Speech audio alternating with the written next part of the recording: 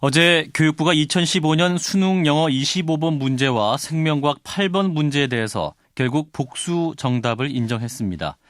이로 인해 전체 평균 점수가 오르면서 학생들의 희비가 바뀐 것도 문제지만 무엇보다 작년 세기지리 논란에 이어서 다시 오류가 발견되면서 수학력 시험의 신뢰도 자체가 흔들린 게 더 문제가 되고 있습니다. 과연 대입 수학력 시험 이대로 괜찮은 걸까요? 이 시간에는 수능을 처음 만드시고 수능의 아버지라 불리는 분을 직접 연결하겠습니다. 고려대학교 교육학과의 박도순 명예교수입니다. 교수님 안녕하십니까? 네, 안녕하세요. 이번 수능 시험에서 있었던 복수정답 논란 어떻게 보셨나요?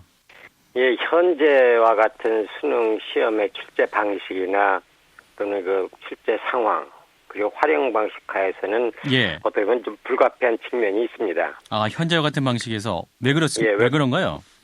우선 그 출제하는 사람이나 검토하는 사람들의 시간이 굉장히 제한되어 있습니다. 예. 또 하나는 뭔가 하면 출제 기술이나 그 검토의 기술이라는 게 매년 하면 할수록 그게 누적이 돼야 되는데 그게 누적이 안 되고 있습니다. 왜 그런가 하면 보완을 잘해야 된다고 하는 측면에서 사람이 계속 바뀌어지고 어떻게 하는가도 잘 누적이 안 되고 그렇기 때문에 사실은 이런 현상은 웬만큼 해가지고는 해소되는 것이 쉽지 않은 그런 상황이라고 볼 수가 있습니다.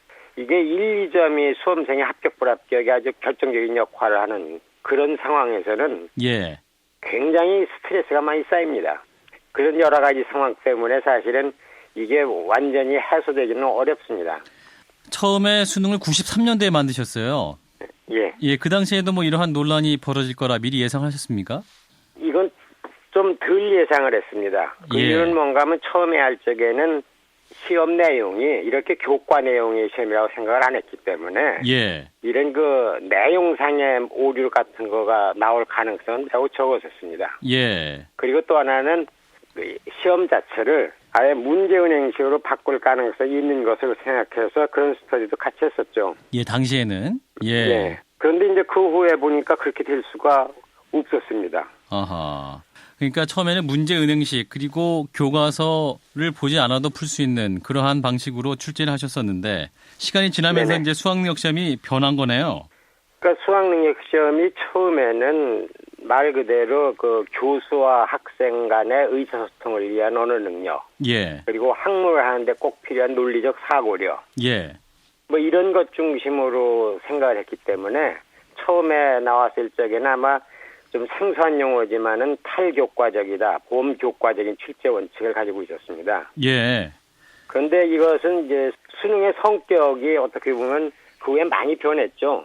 그 변한 이유는 뭔가 하면은 이 대학 입학 전형을 위한 자료로서의 수능인지 고등학교 교육을 잘 이끌어나가는 건지 수능인지 이것에 대한 견해차가 있었는데 주로 고교육 정상화에 초점을 맞추다 보니까 고등학교 교육에서 다루고 있는 내용을 수능에서 안 다루면 고등학교 교육이 잘 안 된다. 이래서 모든 교과목을 넣게 되고 그러니까 정책적으로는 고등학교 교육을 정상화시키는 것에 초점이 바뀌어지면서도 또 한편으로는 그것과 상충될 수밖에 없는 선발고로서의 성격을 또 강조하게 되니까 이게 그때그때 달라질 수밖에 없는 거죠. 선발 기준으로서의 수능과 공교육 정상화 기능으로서의 수능 두 가지를 다 만족시키려다 보니까 뭐 이도저도 아닌 그런 시험이 되고 있을 가능성이 높아졌다 이런 말씀이세요? 예, 그렇습니다. 이건 평가나 측정의 원리로서는 맞지 않는다고 생각을 했었습니다. 왜 그런가 하면 우리가 그 점수라고 하는 것에 2점 차이나 4, 5점 차이라고 하는 것은 거의 무의미하다고 판단을 하기 때문에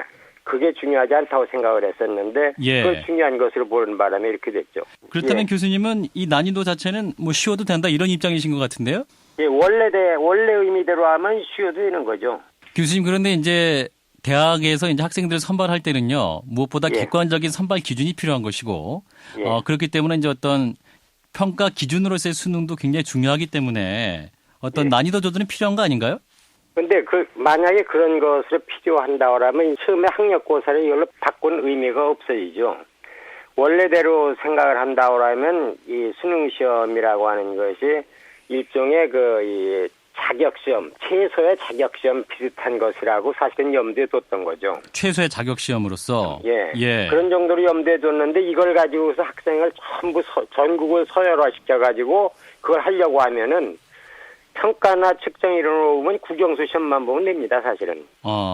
그렇다면 수능은 최소의 자격시험으로 존치를 하고 대학들에게 선발 자율권을 줘야 한다. 이렇게 보시는 건가요? 제 생각은 그렇습니다. 수능 시험을 개편을 하려면 그 전에 입학 전형 제도가 어떤 모습일 건가를 좀 명확하게 해야 돼요. 지금 어차피 현재도 이 각각의 결정권에는 대학에 주어져 있거든요. 근데 대학에 주어져 있는데 이 수능을 계속 그 대학에서 선호하는 이유 중에 하나는 전국을 대상으로 한 시험이 이거 하나밖에 없기 때문에 그렇습니다. 그렇습니다. 그러면 대학에서는 근본적으로 이 학업 성적이 우수한 사람을 뽑아서 쉽게 교육하려고 하는 생각을 가지고 있거든요. 그런데 그런 생각이 우선 바뀌어야 됩니다. 대학에서. 조금 공부 못하는 사람을 데려다가 잘 훈련시켜서 내보내는 대학이 좋은 대학이지. 좋은 학업 성적 있는 사람 가서 그냥 그대로 내보낸다는 건 큰 의미가 없죠. 우리의 현실은 지금 대학이 서열화돼 있잖아요. 그러니까 우리가 이 수능 시험의 개편에 대한 얘기를 할 적에도 그런 전제를 어떻게 할 것인지 서로 충돌을 낼 때는 무엇을 우선할 것인지 이걸 정하지 않으면 아무리 좋은 걸 내놔도 모든 사람을 만족시킬 수 있는 그런 제도는 나올 수가 없습니다. 그러니까 대학의 학생 선발을 맡기더라도 그 기준 자체나 그런 것들이 성적순 줄 세우기가 되면 안 되고 수능 또한 그렇게 이용돼서도 안 되고 대학의 서열화 문제도 근본적으로 개선할 필요가 있다. 물론 쉽지는 않은 문제지만 장기적으로 또 해결해야 될 그런 과제가 될 것 같습니다. 박도순 고려대 명예교수와 말씀 나누고 있습니다. 자, 어제 황우여 교육부 장관은 수능 개선위원회를 만들겠다 이런 발표도 했고 교육과정평가원장은 사퇴를 했습니다. 자, 이제 수능을 처음 만드신 분으로서 교육계 원로로서 또 당부 말씀하고 싶은 게 있다면 어떤 게 있을까요? 근본적으로는 수능 성적 중심으로 학생을 뽑는 방법이 바꿔져야 됩니다. 왜 그런가 하면은 사회가 요구하는 것이 수능 성적에서 요구하는 게 아니거든요. 지금도 창의적 인재를 양성시키겠다고 하면은 창의적 인재를 양성하는데 적합한 능력을 봐야 되는데 수능은 실제로 그걸 다루지 못하고 있거든요. 그리고 또 하나는 이 수능에 대해서 예를 들면 문제은행을 만들어서 해결한다든지 이런 걸 하려고 하면은 뭐가 전제가 돼야 되는가 하면은 수능의 성격이 안 바뀌어져야 된다는 전제를 해야 되거든요.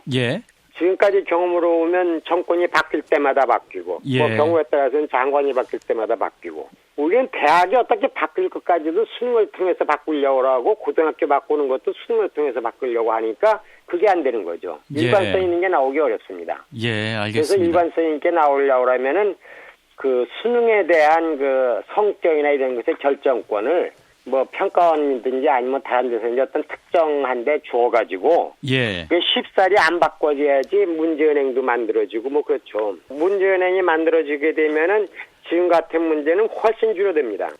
수능 시스템 개혁에도 많은 참고가 될 만한 그런 말씀을 주셨네요. 말씀 잘 들었습니다. 고맙습니다. 여러분은 어떻게 들으셨나요? 네, 지금까지 수능을 처음 만드시고 수능의 아버지라 불리는 분이세요. 고려대학교 교육학과의 박도순 명예교수였습니다.